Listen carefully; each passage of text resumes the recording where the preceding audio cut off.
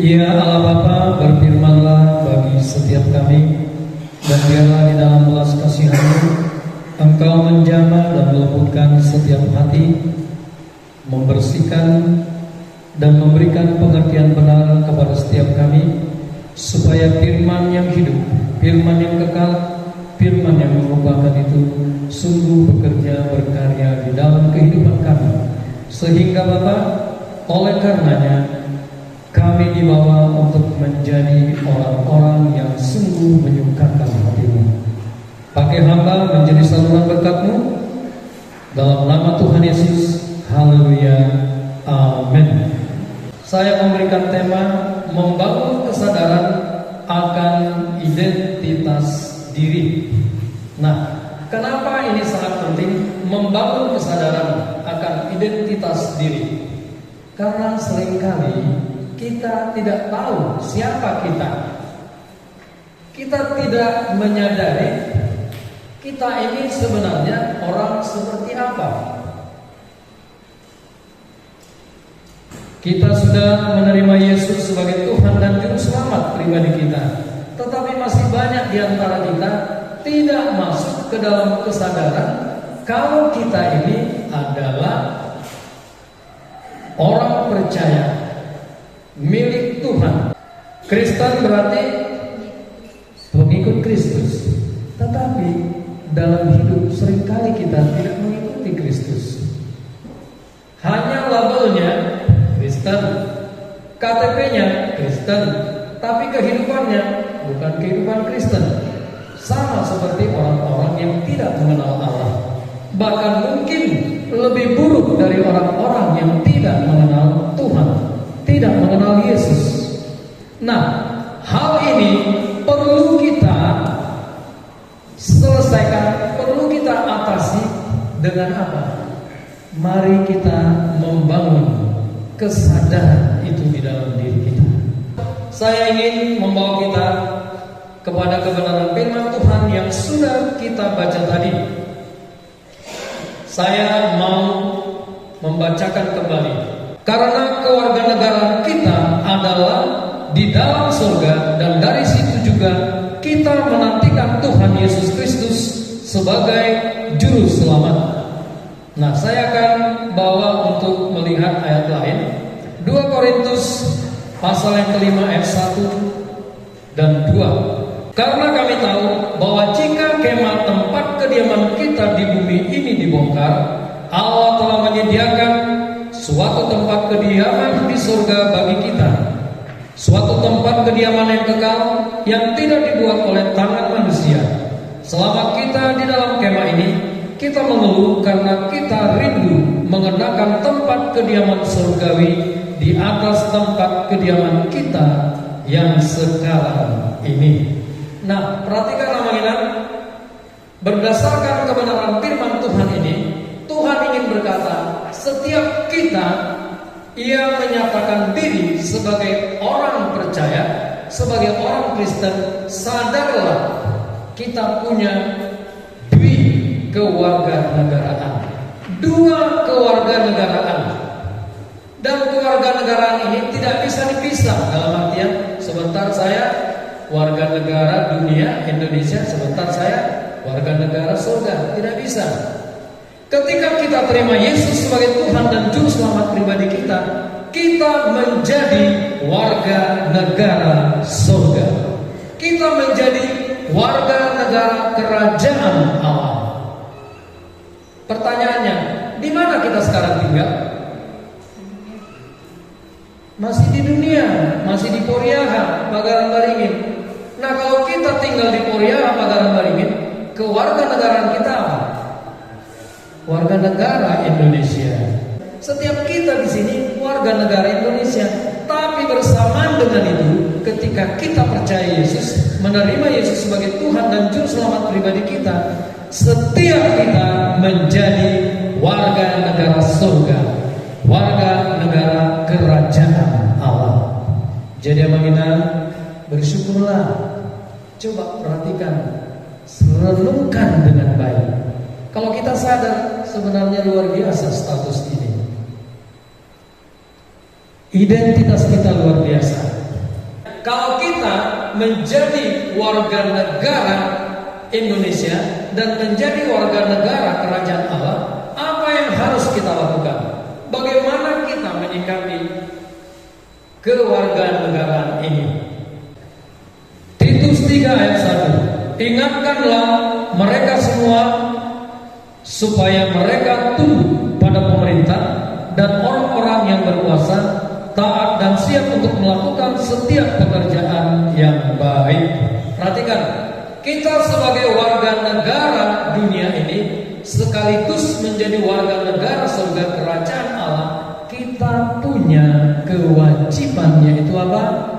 Tunduk kepada pemerintah, taat kepada pemerintah, melakukan apa yang sudah pemerintah tetapkan sebagai undang-undang dasar, sebagai peraturan-peraturan lain, termasuk di dalamnya peraturan yang ada di daerah kita, perda. Kita baca bersama Lukas 20 ayat 25. 1-2 ya. Lalu kata Yesus kepada mereka, kalau begitu berikanlah kepada Kaisar apa yang wajib kamu berikan kepada Kaisar, dan kepada Allah apa yang wajib kamu berikan kepada Allah. Nah, di sini jelas ini adalah identitas kita sebagai warga negara dunia ini sekaligus warga negara kerajaan surga. Berikanlah kepada Kaisar, berarti berikanlah kepada pemerintah apa yang wajib kamu berikan. Seperti tadi apa? Bayar pajak. Yeremia 29 ayat yang ke-7. Kita baca bersama, hitungan ketiga. 1. Sudah dapat semua? Belum? Ya udah, Yeremia di perjanjian baru. Salah. Oke. Yeremia 29 ayat 7. 1-2 ya. Usahakanlah kesejahteraan kota kemana kamu akan buang, dan berdoalah untuk kota itu kepada Tuhan supaya kesejahteraannya adalah kesejahteraan. Ini kewajiban enggak? Di sini ada kewajiban dan hak. Tuhan berkata, berdoalah untuk kota itu, berdoalah untuk pemerintah, berdoalah untuk presiden, wakil presiden, berdoalah untuk bupati, berdoalah untuk wali kota, berdoalah untuk kepala desa, keplor. Perlu didoakan aparat pemerintah. Amin. Jadi Tuhan ingin berkata, kalau kita sebagai warga negara yang memiliki dua identitas, kita harus melakukan dan hidup di dalamnya dengan sungguh-sungguh. Amin. Berdoa. Kenapa di dalam warta jemaat ada doa syafaat berdoa untuk pemerintah? Karena apa? Ini kewajiban kita sebagai orang percaya. Amin. Bukan karena kita supaya banyak warta pokok-pokok doa, tidak. Ini kewajiban kita. Kalau kita sadar kita sebagai warga negara dan juga warga negara kerajaan Allah, kewajiban kita berdoa untuk pemerintah kita. Di mana kita tinggal doakan. Karena apa? Kesejahteraan kota itu, kesejahteraan negara kita adalah kesejahteraan kita. Saudara-saudara, ikutilah teladanku, contohlah teladanku dan perhatikanlah mereka. Berarti mereka orang-orang yang hidup sama seperti kami yang menjadi teladan. Artinya orang-orang yang hidup seperti Paulus, yang sungguh-sungguh memberikan hidupnya kepada Tuhan, ini perlu kita contoh. Apa yang kita contoh dari Paulus? Ketika Paulus bertobat, apa yang dikatakannya? Semua identitas-identitas lain yang menghambat dia untuk hidup sebagai hamba Tuhan dibuangnya. Itu seperti sampah bagi dia. Saudara-saudaraku sendiri tidak menganggap bahwa aku telah menangkapnya, tetapi ini yang kulakukan. Aku melupakan apa yang telah di belakangku dan mengarahkan diri kepada apa yang ada di hadapanku. Perhatikan, dilupakannya ya apa yang ada di belakang, kehidupannya yang jauh dari Tuhan, kehidupannya yang berdosa di hadapan Tuhan, ditinggalkannya.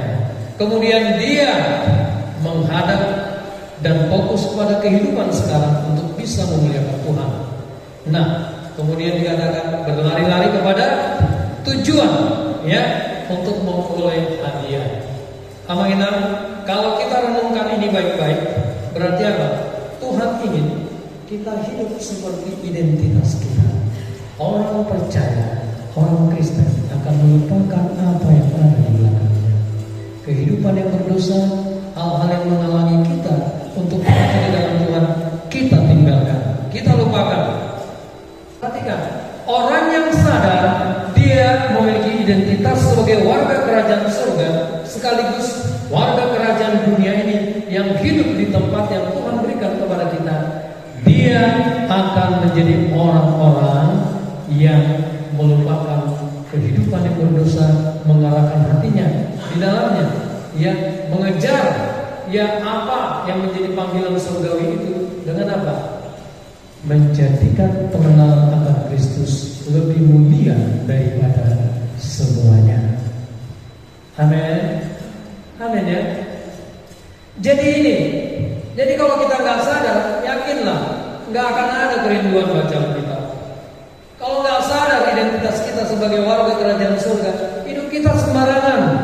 Percayalah, mau buat dosa, dosalah. Mau nanya mereka lagi, wah lakukanlah, tetaplah hidup di dalam dosa. Orang tersebut tidak sadar. Kalau dia sadar, dia akan membangun dirinya. Dia akan melakukan apa yang Tuhan inginkan, yaitu hidup sesuai dengan identitas kita. Kemudian dikatakan menanti kedatangan Kristus. Orang-orang yang sadar dia adalah warga kerajaan surga, dia akan menantikan kedatangan Kristus yang akan mengubah tubuh kita yang fana ini menjadi tubuh yang mulia, yang layak dan tidak rusak ketika kita masuk ke surga. Jadi Tuhan ingin tunjukkan ini kewajiban kita. Ketika kita sadar posisi kita, kita akan menjadi orang-orang yang menantikan Tuhan dalam hidup ini. Yesaya 40 ayat 31 dikatakan, tetapi orang-orang yang menantikan Tuhan mendapat kekuatan baru. Mereka seumpama raja wali yang naik terbang dengan kekuatan sayapnya. Mereka berlari dan tidak menjadi lesu. Mereka berjalan dan tidak menjadi lelah. Jadi orang-orang yang menantikan Tuhan itu tidak akan loyo, justru punya kekuatan semangat yang baru dalam hidupnya. Coba cek amanah. Kalau kebanyakan di antara kita dalam hidup ini loyo terus, gak ada semangat, berarti apa? Kita belum sadar identitas kita sebagai warga kerajaan surga. Betapa beruntungnya kita punya identitas warga negara dunia, tetapi juga warga negara surga. Kapanpun kita meninggalkan dunia yang fana ini, Tuhan sudah sediakan tempat kita di surga. Tubuh yang mulia akan diberikan sehingga kita bisa hidup selama-lamanya dengan Dia di surga yang mulia. Yang seterusnya, mari kita lihat, yaitu bahwa orang-orang bukan Yahudi karena berita Injil turut menjadi ahli-ahli waris dan anggota-anggota tubuh dan peserta dalam janji yang diberikan dalam Kristus Yesus. Jadi semua janji-janji yang ada di dalam Alkitab ini itu hak setiap kita. Jadi kita berhak mendapatkan perlindungan Tuhan. Kita berhak dicukupkan kebutuhannya. Kita berhak untuk melayani. Kita berhak untuk apa? Banyak hal, mendapatkan upah yang Tuhan sediakan bagi kita. Tetapi syaratnya, ya pegang janji itu, hidup di dalamnya. Itu kewajiban kita. Kalau kita nggak berpegang kepada firman Tuhan, bagaimana hak itu akan kita nikmati? Kita berdoa, hak kita menerima jawaban doa-doa kita. Terus kenapa kita tidak menerima? Karena kita tidak melakukan kewajiban kita, tidak berdoa, atau berdoa tetapi tidak percaya. Ya kita tidak bisa menikmatinya. Jadi hak itu diberikan Tuhan, itu milik kita, tapi harus kita raih dengan iman, hidup di dalam janji-janji itu. Jadi saya rindu lewat kebenaran firman Tuhan ini mulai timbul kesadaran kita ini warga negara dunia dan warga negara surga kerajaan Allah. Hiduplah benar, hiduplah sesuai dengan identitas kita. Jangan lagi hidup di dalam identitas kita yang lama. Hiduplah di dalam identitas yang Tuhan berikan. Amin. Kita ini ciptaan baru di dalam Kristus. Hiduplah di dalamnya. Tanggalkan semua beban dan dosa. Tanggalkan keinginan daging, keinginan mata, keangkuhan hidup. Dengan bergantung kepada pimpinan Roh Kudus, kita akan dimampukan untuk menjalani itu. Amin. Jadi kalau kita di luar, kita pun menjadi orang-orang yang berdampak. Amin ya. Jadi ketika orang tahu kita orang Kristen, mereka berkata, dia adalah orang Kristen yang taat, yang hidup sesuai dengan firman. Akhirnya apa? Kita dimanapun berada, kita jadi berkat bagi orang lain, bukan menjadi batu sandungan bagi orang lain. Amin. Kalau ini kita sadari, kita masuk kesadaran ini, bangun ini terus setiap hari, datang kepada Tuhan, bangun hubungan dengan Tuhan, maka keyakinan, kesadaran akan status ini semakin melekat dan kita benar-benar aware, kita sadar, kita peduli, dan kita akhirnya hidup di dalam identitas itu. Ketika kita hidup di dalam identitas yang Tuhan berikan, maka kita bukan hanya menjadi orang-orang yang diberkati, tetapi setiap kita akan dipakai Allah untuk menjadi berkat bagi banyak orang. Amin. Ini yang Tuhan kehendaki. Oleh sebab itu, mari mulai sekarang masuklah ke dalam kesadaran. Minta kepada Tuhan supaya kesadaran itu terus dikerjakan di dalam diri kita, sehingga setiap kali kita melangkah, baik di gereja maupun di luar gereja, kita selalu melangkah dan mengingat status kita. Ya Allah Bapa, sempurnakanlah firman-Mu ini, berikan kami kekuatan supaya kami menyadari identitas kami sebagai orang percaya. Kami hidup di dalam identitas itu dan kami bersandar kepada pertolongan dan pimpinan Allah Roh Kudus, supaya kami boleh hidup dan menikmati kehidupan sebagai orang-orang yang memiliki identitas sebagai warga negara yang baik dan warga kerajaan surga yang hidup berkenan di hadapan-Mu. Terima kasih Bapa. Dalam nama Tuhan Yesus, haleluya. Amin.